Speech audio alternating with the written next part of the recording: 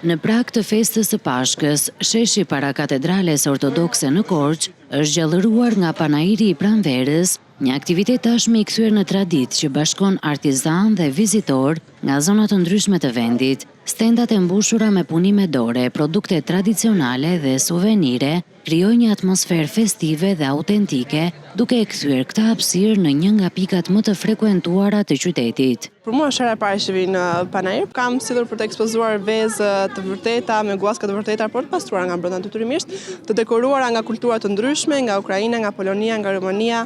Gjithashtu e kemi ndërlidhur pak edhe me pjesën e Pashkës, kemi dashur domethënë që të paraqisnim edhe qirinj, po qirinj artificial që janë me dritë, fosforescent, janë shumë veçantë. Gjithashtu donim të ndërlidhim pak edhe pjesën e fëmijëve, kështu që kemi sjellë edhe vezë jo të pikturuara, por që ke mundësi të pikturosh vetë, vezë druri.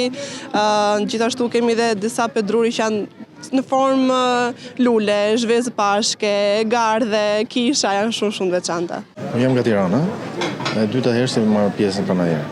Çfarë ke sjellë për të ekspozuar? Këto punime të drurit, punime artizanale.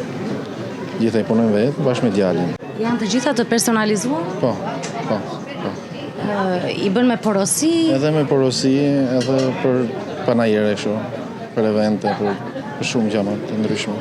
Paralelisht me ekspozimin e produkteve janë parashikuar edhe një sër aktivitetesh artistike dhe argëtuese, duke i dhënë qytetit më shumë gjallëri në këto ditë festive.